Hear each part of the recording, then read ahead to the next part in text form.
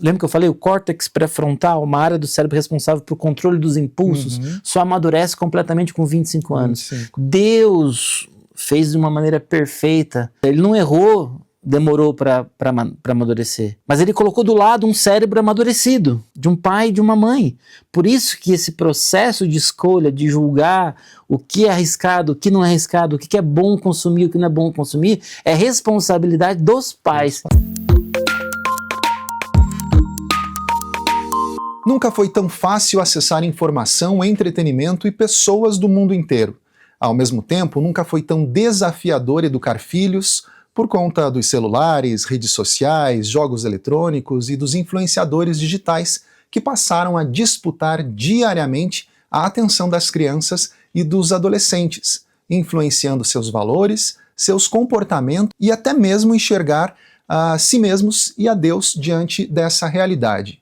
Pais cristãos vivem um grande desafio. Como proteger os filhos sem isolá-los do mundo? Como estabelecer limites sem perder o diálogo? Como ensinar a palavra de Deus dentro de casa em uma época marcada pelo excesso de telas e pela velocidade das transformações culturais? Nesta edição do Momento PIB Curitiba, vamos refletir sobre a educação de filhos na era digital e descobrir caminhos para fortalecer os vínculos familiares e formar uma nova geração firmada na fé. Nosso entrevistado de hoje é Carlos Eduardo Somadio, o Cadu. Seja muito bem-vindo, Cadu. Obrigado pela presença. Obrigado, Júlio. Prazer estar aqui com vocês, compartilhando um pouquinho dos projetos, dos sonhos. Vamos aprender muito hoje aqui, principalmente quem tem filhos, né? Quem tem filhos pequenos, hoje vai ter aí uma aula muito bacana. Cadu, que é responsável por um curso que está sendo lançado aqui na PIB Curitiba e que tem como objetivo aí educar pais. É isso mesmo, Cadu? Isso. Ajudar os pais a educar os seus filhos, né? Que maravilha. Vamos começar falando, então. Educar filhos sempre foi um desafio muito grande, né? O que é que mudou na era digital, na tua opinião? Você que é experiente, né, nessa questão toda aí de processos digitais. Júlio, mudou algumas coisas. Realmente, nós, enquanto seres humanos, temos as mesmas tendências à desobediência, à rebeldia. Isso sempre existiu desde o Jardim do Éden, né? O pecado original. Mas a existência das mídias digitais, a evolução, a inovação tecnológica, ela criou alguns desafios complicados para os pais. Eu diria que o primeiro é o seguinte: quando a gente cresceu na rua, interagindo com as pessoas, para os pais era mais fácil controlar se a gente estava recebendo más ou não influência. Se ele estava indo na casa do amiguinho tal, se estava, de alguma maneira, tem a ver com a questão física. Hoje em dia os nossos filhos estão dentro do quarto, aparentemente seguros, mas na verdade um ambiente extremamente perigoso, às vezes recebendo mensagens, ideologias que afastam dos pais, afastam de Deus, incentivam comportamentos perigosos, ruins. Da mesma maneira, vícios hoje em dia, né? A sociedade se tornou muito mais viciante. Até, não só telas também, tá? Até que eu gosto de usar esse exemplo, a questão de alimentação, né? Há 500, 600 anos atrás, um pote de açúcar às vezes estava era deixado de herança, né? Então, comidas tentadoras, gostosas, prazerosas, as especiarias, que eram os temperos, eram coisas assim caras, então de difícil acesso. Então, as pessoas não tinham tanto acesso ao prazer. Hoje em dia, com a questão econômica, com a questão das mídias, o acesso às experiências viciantes se tornou muito mais fáceis, baratas. E isso tem causado efeitos no cérebro das crianças, no desenvolvimento cerebral, nos comportamentos. E um outro aspecto que eu vejo poucas pessoas falando, mas é determinante também da era digital, um complicador, é o tamanho das famílias. Então, no passado, e a violência também, né? No passado, a gente tinha irmãos. Era normal as famílias com 4, da nossa geração 3. Hoje em dia, as famílias, a maior parte tem 1, algumas 2. Então, a criança, ela é basicamente um ser que brinca. A criança, o pré-adolescente, a mesma adolescente, ele tem o direito de brincar, do lazer, tem que estudar, tem que se preparar, tem que dormir, tem que ir na igreja, mas essencialmente o que ela faz a maior parte do tempo é brincar. E nós tínhamos a possibilidade de brincar com as outras pessoas, aprendendo a respeitar.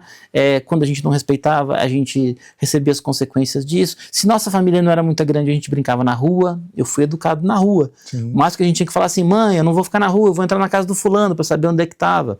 Mas saía de tarde e voltava de noite. Não entendeu, eu tenho que voltar para casa. Então, essa possibilidade de você aprender brincando com outras pessoas, sejam amigos ou seja irmãos, não existe hoje em dia. Os pais têm receio de brincar no condomínio por questão de violência, as pessoas moram fechadas dentro das suas casas, não brincam na rua, famílias pequenas.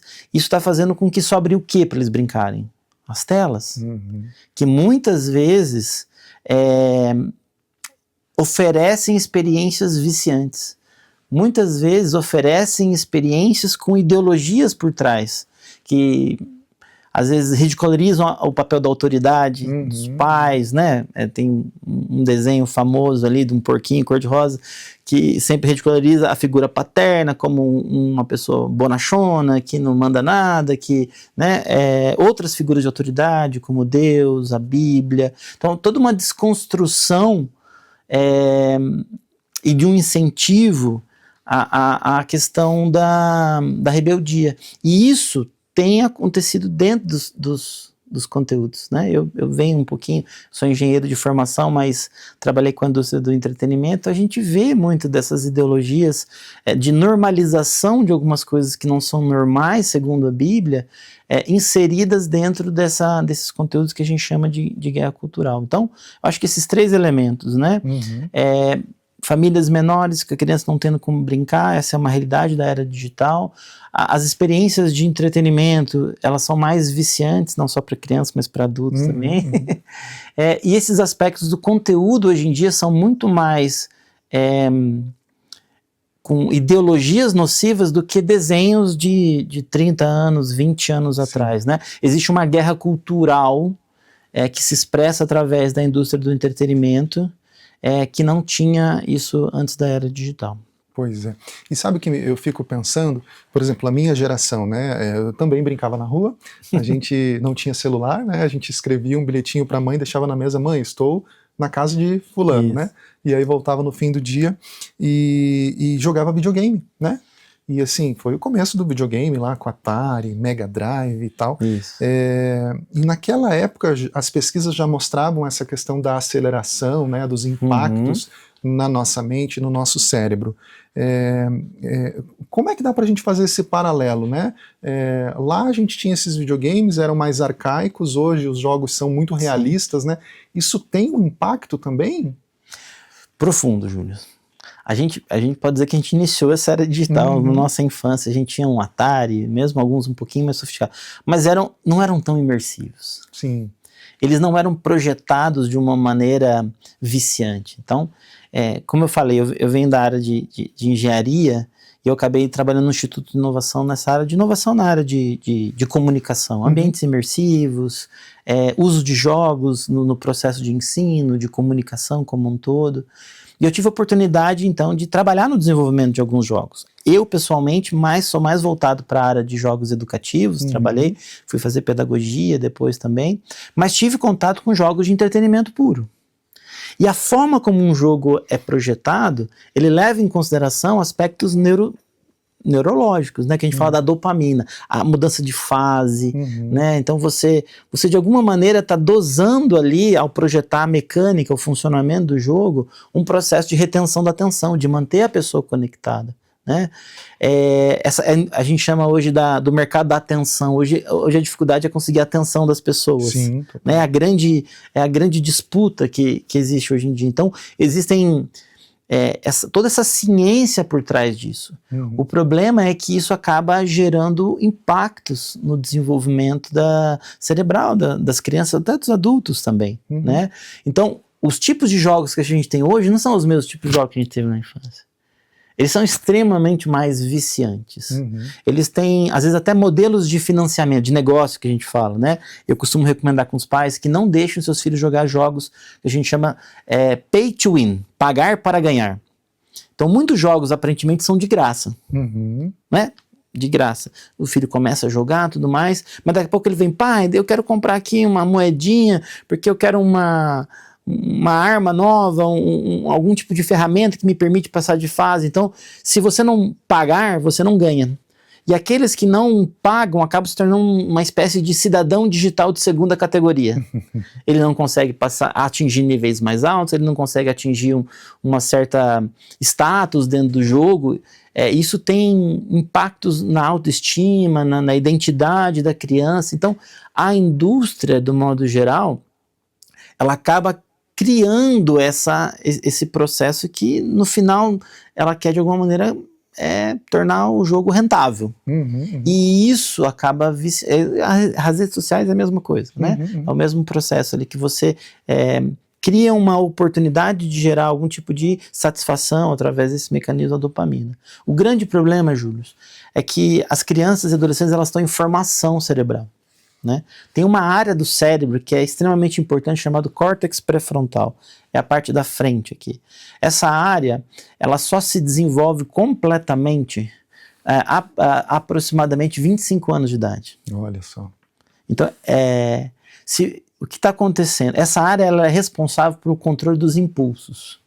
Então, a nossa parte do cérebro, o sistema límbico ali, que tem a ver mais com nossas emoções, com as nossas memórias, elas nos levam a querer coisas, desejar, querer comer de madrugada, a compulsão alimentar, o pecado da gula, querer falar mal de alguém, fofoca, ou seja, a gente tem uma série de impulsos, muitas vezes, que são reações aos nossos gatilhos, nossas memórias, experiências passadas. A área do cérebro que é responsável por analisar se devo falar aquilo, não devo falar, se eu devo fazer determinada ação, não devo, é o córtex pré-frontal. Ele que analisa, ele que controla. Eu diria que ele é a parte do cérebro relacionada ao domínio próprio. Né? E esta área, quando excessivamente estimulada durante a sua formação e amadurecimento, que é o que a gente está acontecendo, o tempo inteiro as crianças, as pessoas precisando estar sendo estimulada por algum tipo de experiência, não sabe lidar com o tédio, faz com que essa área não se desenvolva de maneira correta. Né? Então geram os problemas de dificuldade de atenção nas crianças, a impulsividade, a dificuldade de controlar acessos de raiva, irritabilidade, a dificuldade de criar uma rotina de estudo, né? A dificuldade de lidar com muitas vezes uma frustração quando vai para o mercado de trabalho, né? Que enfrenta um ambiente onde as pessoas e as mídias não fazem o que a gente quer. Olha só. E aí, você está sentindo essa conversa, quão legal né? Se identificou no seu filho, né, na sua filha, algumas características que o Cadu citou aqui.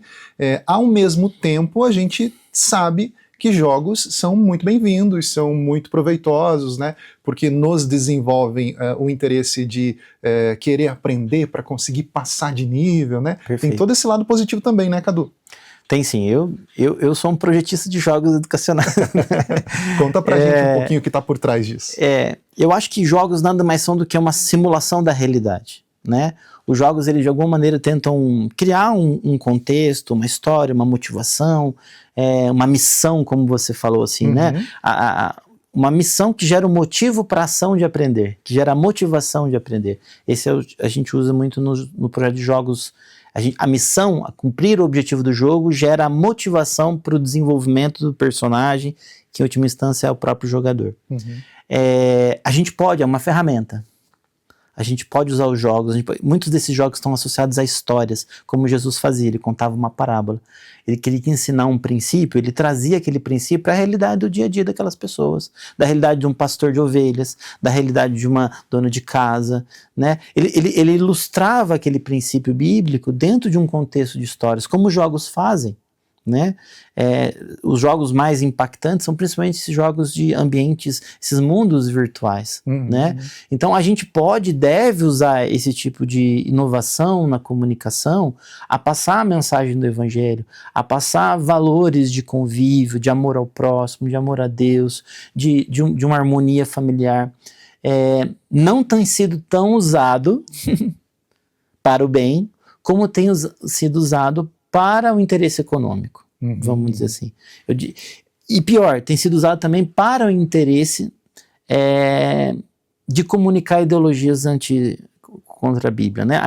A igreja, de certa forma, tirando a questão da música, né, das canções, ela se afastou de contar histórias. O povo judeu, né, era conhecido por um grande contador de histórias, né? Na história da humanidade ali, a gente vê aqueles cânticos, aquelas histórias, e de certa forma, a gente tem os filmes cristãos ali, que até se destacaram nos últimos anos, mas comparativamente aos outros filmes e conteúdos não cristãos, de certa forma a gente se afastou. Mas, sim, a gente pode e deve trazer o uso de jogos, o uso de histórias para a nossa realidade, para usar para o bem, né? Maravilha. O papo tá muito bacana, a gente vai ter que fazer um intervalinho rápido. Você não sai daí, fica conosco, daqui a pouco a gente volta. Já estamos de volta, hoje conversando com Carlos Eduardo Somadio, o Cadu, que é responsável por um curso muito bacana que daqui a pouquinho a gente vai divulgar aqui no programa. Cadu, vamos falar sobre a idade ideal para introduzir, né, tecnologia na vida dos pequeninhos. Existe? Júlio, essa pergunta é constantemente feita para mim, né? E é a pergunta do 1 milhão? Eu diria o seguinte, né? Eu venho nos últimos anos dando aula sobre educação de filhos para os pais, né? Ajudando eles. E eu também dou aula para os pré-adolescentes, para as crianças, discipulado na escola bíblica para eles, conhecendo as duas realidades, né? Além dos meus filhos em casa. Eu tenho um de 10 e um de 16, né? Eu costumo dizer assim, ó, brincando a resposta, tá? Se você, pai, mãe, não está disposto a se envolver, supervisionar, configurar essa tela do seu filho, a idade ideal é depois que ele se tornar adulto e comprar o celular com o próprio dinheiro dele. E fazer por conta, né? Fazer por conta.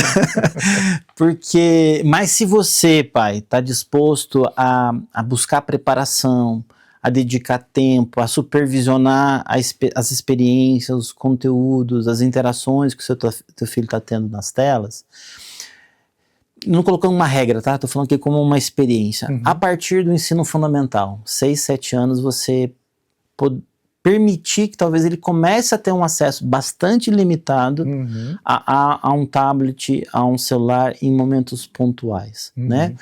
A televisão, nós temos que falar das telas, são várias telas, né? A gente tem a televisão, a gente tem o celular, o tablet, a gente tem o videogame, que às vezes são portáteis.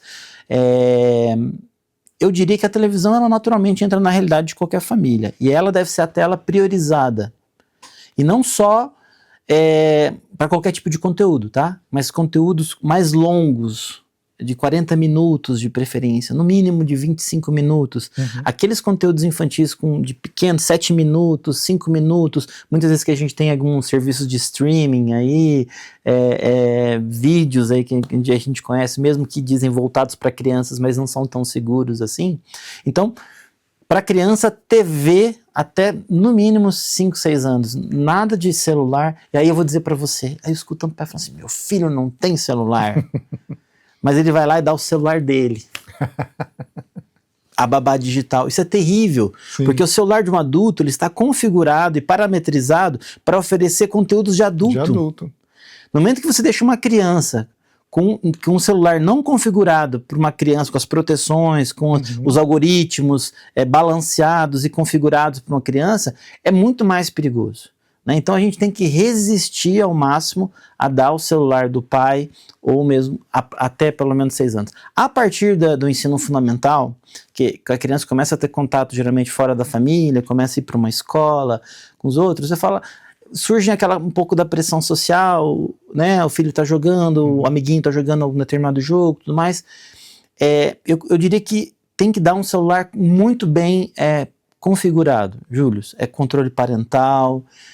O problema não é necessariamente só a quantidade de tempo, essa é a grande questão. Sim. É o tipo de conteúdo. Existem conteúdos, por exemplo, na minha casa, que muitas vezes estão liberados para o meu filho assistir. São conteúdos relacionados a ensino de matemática, de lógica, de programação, de alguns princípios ali de raciocínio lógico e tudo mais. É um conteúdo chato. Ele por si só não consegue consumir aquilo durante muito tempo. Não é tão prazeroso, viciante como um conteúdo projetado para reter a atenção, não para ensinar. Então, o celular ele precisa ser configurado não só a quantidade de tempos, o horário de dormir, que ele pode funcionar, mas também quais são os aplicativos que ele pode usar, por quanto tempo. Por exemplo, um serviço de streaming de vídeo, meu filho que tem 10 anos, eu permito ele 15 minutos, às vezes 30 minutos no máximo por dia. Aqueles vídeos passivos que a criança fica parada só consumindo, aquilo é um tipo de conteúdo muito ruim, né? O que acontece é que quando a criança chega ali nos 13 anos, os próprios sistemas dos aplicativos, dos dispositivos, acaba dando uma liberação a mais, né? Aí o pai tem que ir lá reconfigurar, às vezes voltar atrás, como eu tive que fazer com meu filho. Então, assim, não tem uma idade específica, mas eu falo assim, tablets e celulares menos de 5, 6 anos, de jeito nenhum. A partir dessa idade, assim, se for dar, tem que dar extremamente dosado, não só no tempo, mas no tipo de conteúdo. Adolescentes, continuar dosando, continuar controlando. Não é porque fez 13 anos, não é porque fez 16 anos, que os pais... Lembra que eu falei? O córtex pré-frontal, uma área do cérebro responsável por controle dos impulsos, só amadurece completamente com 25 anos. 25. Deus fez de uma maneira perfeita o nosso cérebro. Ele não errou, demorou para amadurecer. Mas ele colocou do lado um cérebro amadurecido, de um pai e de uma mãe. Por isso que esse processo de escolha, de julgar o que é arriscado, o que não é arriscado, o que é bom consumir, o que não é bom consumir, é responsabilidade dos pais, que o cérebro já está amadurecido. Então, essa supervisão precisa acontecer durante muito tempo. Mas eu quero respeitar a privacidade do meu filho. Desculpa, criança e adolescente não tem privacidade. Claro, isso tem que ser construído através do diálogo. O filho tem que acreditar que o pai e a mãe têm o interesse de que ele tenha uma vida prazerosa. Sim, querem o melhor para ele. Querem o melhor para ele, inclusive na área da diversão e tudo mais. Toda ação limitadora dos pais precisa ser percebida como um ato de amor. Né? É uma limitação protetora. Você não vai fazer isso como punição, você não pode limitar, usar esse mecanismo como você não fez isso então aqui. Você não pode usar os limites ao acesso a conteúdos inadequados como um mecanismo de punição. O limite imposto pelos pais tem que ser percebido como um ato de amor. Porque o filho ainda, sem falar, filho, você não está com o cérebro ainda percebido, talvez você não está percebendo o risco de consumir esse determinado canal aqui no YouTube, não é legal você ver isso, os valores que essa pessoa está colocando, sem perceber, estão te criando desejos, intenções, que vão te afastar de uma vida prazerosa que Deus tem para você, de obediência. Eu costumo falar para os meus filhos, para os meus alunos, assim, né, que a Bíblia é como um mapa da felicidade. É assim que os pais precisam apresentar a Bíblia, os ensinamentos, né? As orientações de um pai perfeito em amor e sabedoria para os seus filhos. Perfeito. E isso, o pai e a mãe representam isso. Então, essas limitações do acesso à tecnologia, como você fez a pergunta, se vierem acompanhadas desse esforço, dessa dedicação dos pais de supervisão, de configuração tecnológica, podem ser a partir de 5, 7 anos de idade. Tá. Na minha percepção, tá? Certo. E é um especialista falando, tá, gente? E, Cadu, isso mostra que nós, pais, mães, responsáveis por crianças, precisamos aprender, né? Esse é o grande desafio. E é por isso que você criou esse curso? Foi, Júlio. Deus colocou no meu coração, porque venho dessa indústria de mídia de entretenimento, de tecnologia, eu acompanhei a evolução desse desgaste que as crianças têm tido em relação a essas novas mídias, né? Estava compartilhando com você, tem um dado do Ministério da Saúde, na rede pública de saúde, onde atendimento ligado à saúde mental, né? Crise de ansiedade, depressão, automutilação, cresceu nos últimos 10 anos 5.400% entre os adolescentes. Pense esse número, 5.000%, é muita coisa. É muito, é uma epidemia, né? E os pais precisam evoluir. Eles precisam se preparar para fazer esse processo de realidade. Tá diferente. Né? Então, a gente, por conhecer essa realidade, Deus colocou no coração de criar um projeto que chamava Escola de Pais Cristãos, e dentro desse projeto, criar um curso que chama Como Criar Filhos Sábios. Né? A inspiração do nome é de Provérbios 23, 24, a segunda parte, diz assim: quem tem filho sábio, nele se alegra. Olha que Então, bênção. quem tem um filho que busca a sabedoria de Deus, que aprende os caminhos do Senhor, eles são fruto de alegria, não só na juventude dos pais, mas também na sua velhice, né? É uma série de fontes de benefícios, a herança do Senhor, mas os filhos que não são educados, que não se tornam sábios, que se deixam influenciar pelas tolices e tentações do mundo, acabam se tornando fonte de muito dissabor, de muita preocupação para os pais. Nesse curso a gente tenta de alguma maneira colocar alguns passos, 9 passos, 9 respostas à pergunta como criar um filho sábio, segundo a sabedoria divina, né? Então, a gente aborda ali uma série de questões relacionadas a compreender um pouco melhor esses perigos, conectar coração de pais e filhos, estabelecer limites protetores, disciplinar, ensinar o filho a aprender com o erro, construir um relacionamento com Deus, né? Buscar as virtudes de Jesus. São um pouquinho dos temas que a gente trabalha no curso. Nossa, super importante para a nossa realidade atual, né?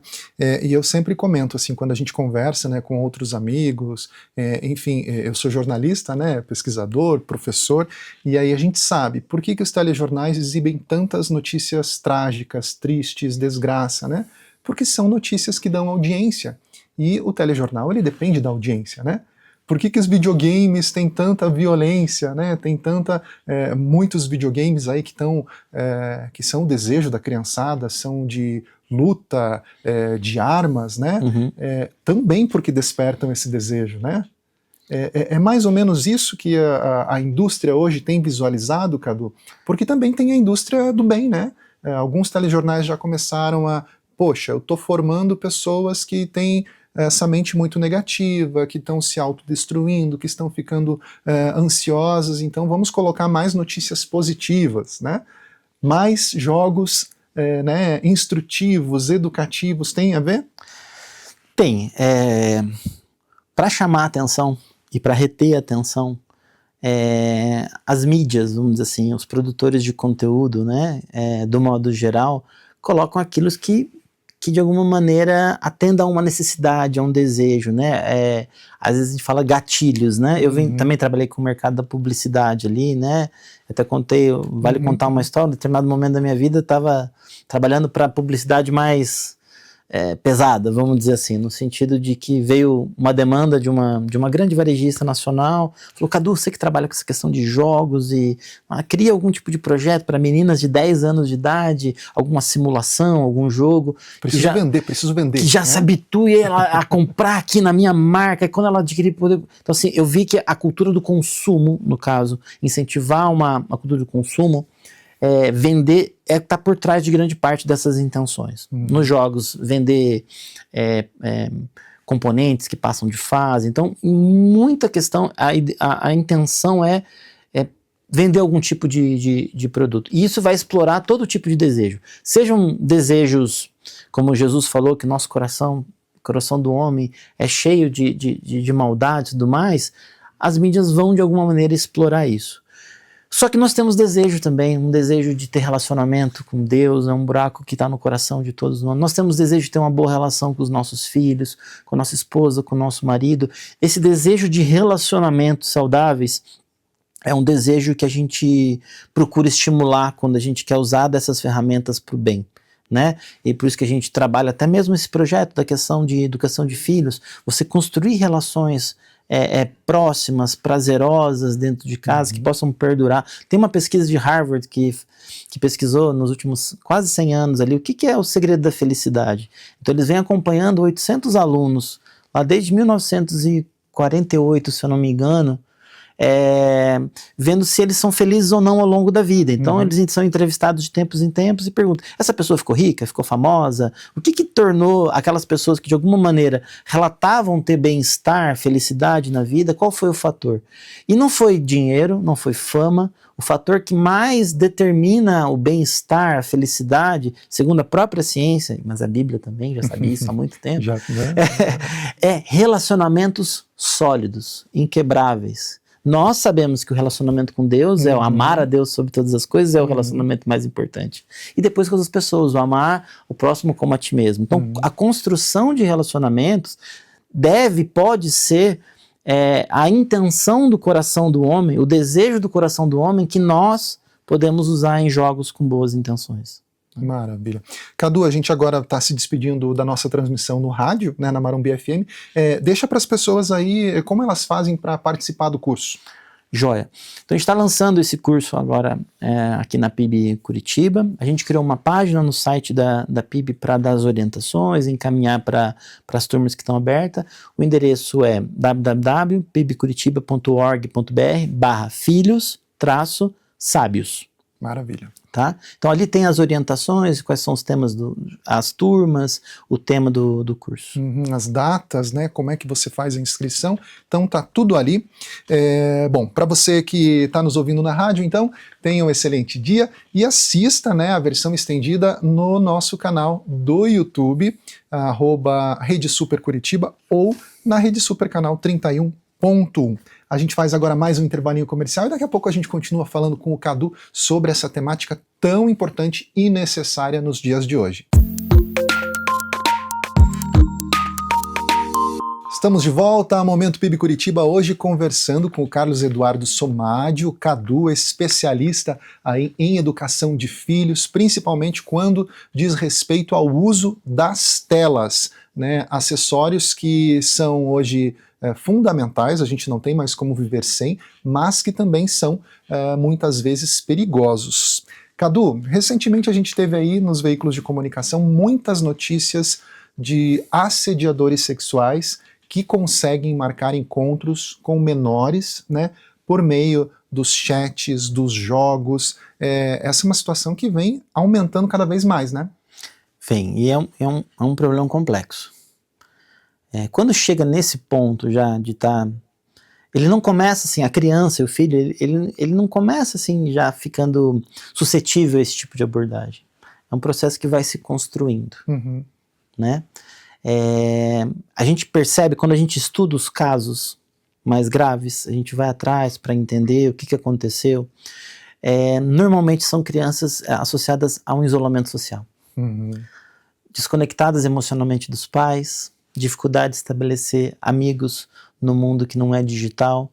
Muitas vezes que ela encontra uma identidade, encontra um pertencimento através de um jogo ou de uma comunidade lá em alguns aplicativos, como o Discord, que o pessoal fala bastante, que é um aplicativo de grupos, de comunidade. Então essa incapacidade dessa criança, desse adolescente, porque tem casos de criança também, de viver no mundo natural, no mundo real, no ambiente da sua família, da escola, acaba levando ela a buscar esses relacionamentos em locais obscuros. Em deixar ela, muitas vezes, Júlio, com a autoestima, com a identidade fragilizada. E aí um assediador começa a oferecer o que ela quer. Mas começa de uma maneira muito mais sutil. Por exemplo, meus filhos mesmo, assim.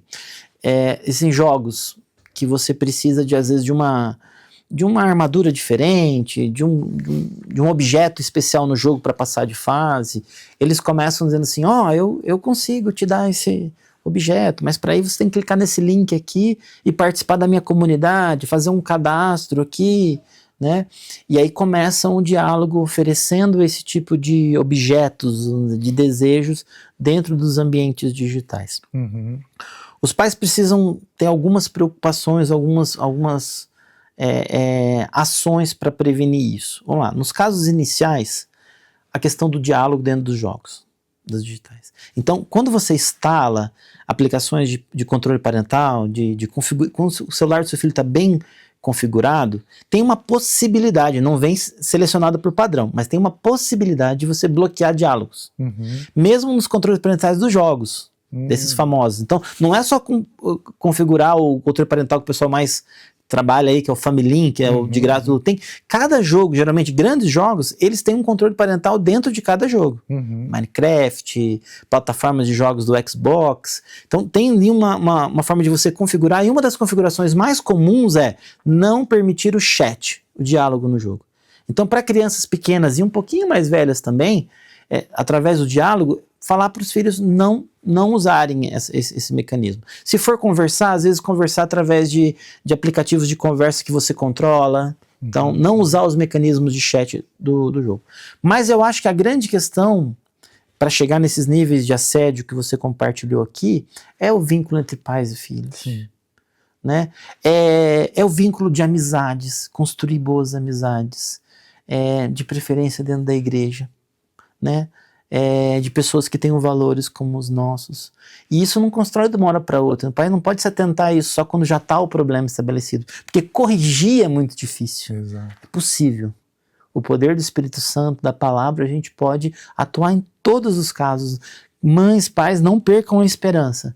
Eu vi, não estou falando de teoria não, estou falando de casos em que eu participei, casos em que a gente acompanhou a vida de jovens, de crianças e adolescentes sendo transformadas, mas exige um esforço muito grande. Então, os pais precisam estar atentos nos vínculos dos filhos, com eles e com os amigos, para que não chegue um caso de que eles caiam na lábia e acabem tendo a autoestima alimentada por esses assediadores.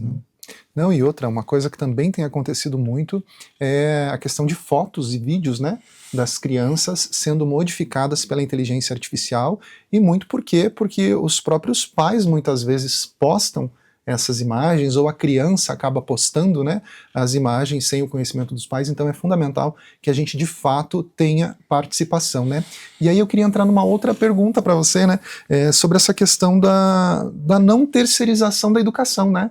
Hoje muitos pais deixam aí a la vontade, como se chama, né? Sim. Todo mundo pode educar o filho. Não, são os pais ou responsáveis que precisam educar, né? Uma característica da era digital também, que eu não citei, vale citar aqui agora, é a hiperespecialização. Né? Hoje a gente tem um especialista de fazer sobrancelha da mulher, né? Então eu tenho lá uma mulher da área da estética que só faz sobrancelha. Eu tenho aquele profissional da área da comunicação que só faz aquele tipo de vídeo. Então a gente tem uma especialização.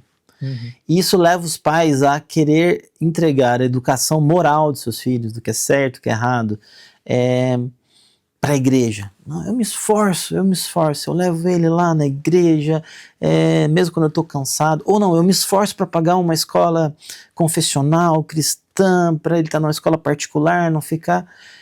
Só que não é isso. A maior parte da influência, as pesquisas apontam isso, tem o Instituto Barna, tem vários outros que mostram, a maior parte da influência sobre os filhos nessa área moral, comportamental, vem dos pais. Os filhos aprendem a valorizar o que os pais valorizam. Crenças, comportamentos, né? Os valores, eles em grande parte são estabelecidos no ambiente domiciliar. Inclusive os valores da espiritualidade, da relacionamento com Deus, que é o que vai proteger a identidade deles. Esse tema da identidade é muito importante. As crianças precisam, são os pais que precisam ajudá-las a construir essa identidade de filho amado de Deus, né? A gente entende, tá? Eu como pai, trabalho, tá direto no corre, dia a dia. Então, a gente tem um desafio, né? De dentro de casa, orar mais com os nossos filhos, debater mais sobre princípios bíblicos e fazer o culto doméstico. Julius. Esse é um dos grandes trabalhos que a gente faz, até como eu venho da área de mídia, da área de projetos de jogos, Deus colocou no coração criar essas ferramentas. Então uma das coisas que a gente apresenta para os pais durante o curso é uma ferramenta. Por exemplo, nasceu no meu coração um jogo chamado Emmanuel Games Virtudes, para incentivar os filhos a desenvolver as virtudes de Jesus. Que discipulado, legal. Santificação. Esse jogo já existe, não? Já existe. Ele já foi aplicado com algumas dezenas de famílias, inclusive a maior parte delas aqui da PIB, com resultados maravilhosos. Que legal. Pais que até o filho ateu não queria mais conversar sobre princípios bíblicos, mas o jogo ele aceitava, e através disso e de outras ações também, esse filho voltou para os caminhos do Senhor. Então assim, nós, enquanto igreja, também precisamos deixar mais fácil para os pais exercerem um papel de sacerdotes no lar. Existe esse papel. Existem essas ferramentas, só que os pais têm que buscar a capacitação.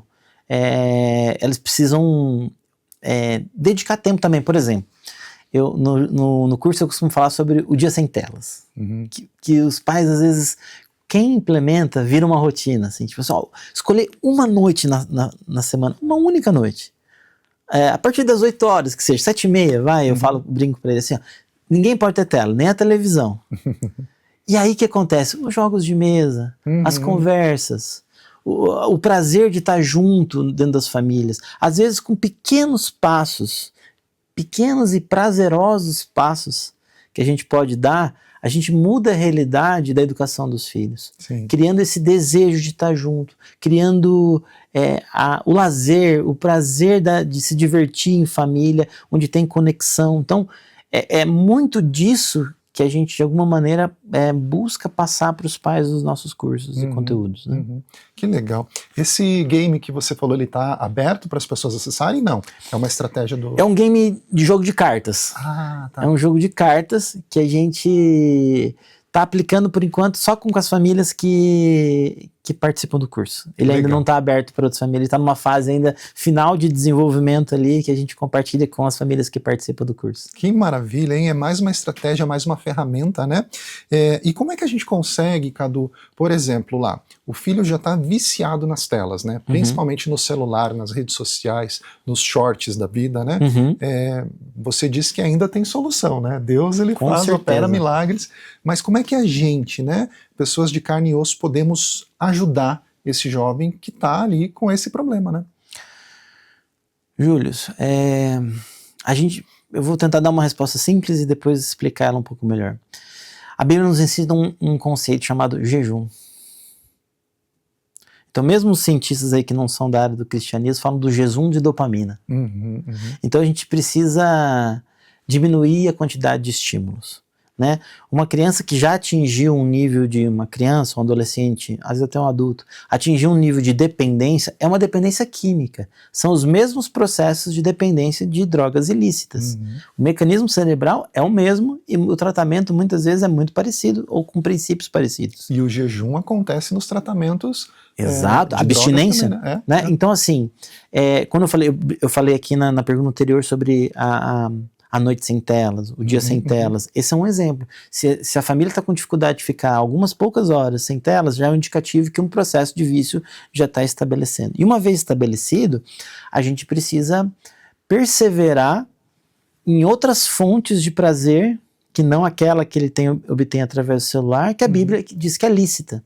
Então eu gosto muito de usar uma metáfora do cachorro, né? Às vezes aquele cachorro tá segurando aquele osso na boca, assim, se você pega o osso e tenta tirar o osso do cachorro, você não vai conseguir, ele vai lutar com você para ficar com aquele osso. Mas se você pegar e botar uma picanha do lado do cachorro, ou seja, você, em vez de tirar aquele comportamento, tirar o celular dele, ele não vai largar o celular, ele vai lutar por aquele celular, o osso ali. Mas você fala, filho, eu tenho para te oferecer.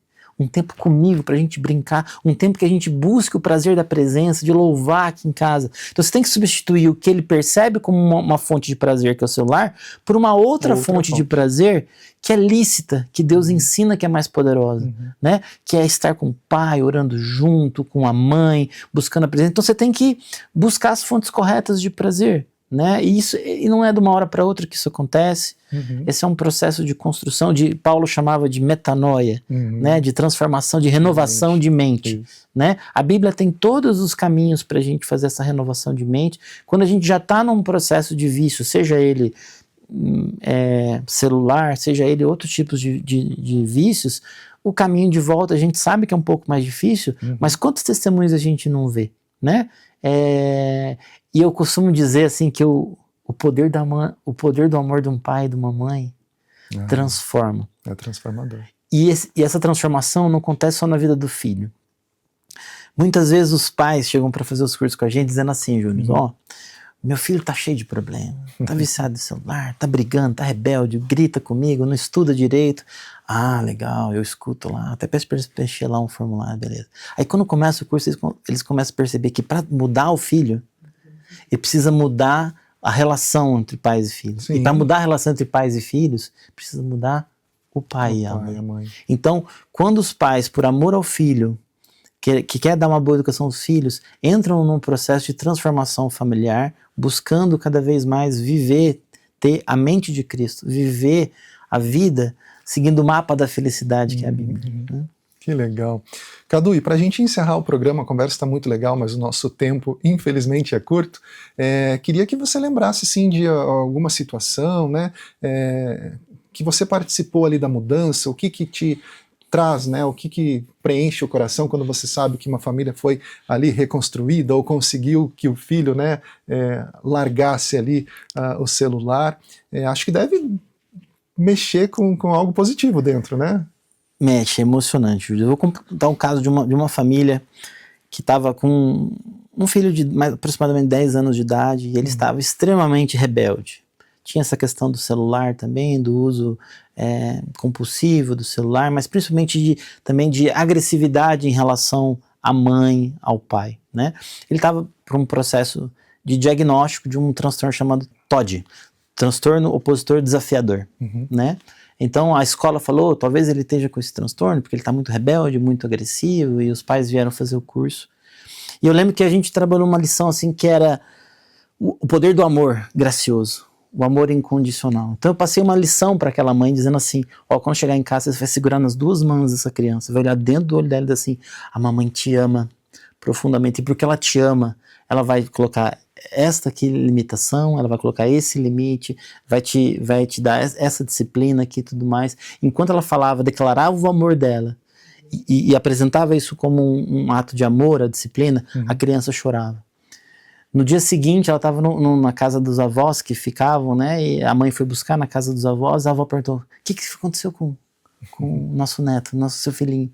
Ele é uma outra pessoa. E a partir disso, ele não foi diagnosticado, ele mudou o comportamento na casa, ele mudou o comportamento na escola, em relação ao celular também, a partir da prática do princípio do amor gracioso, do envolvimento sincero dos filhos atuando na vida dos pais, atuando na vida dos seus filhos. Nossa, realmente da gente ficar pensando, né?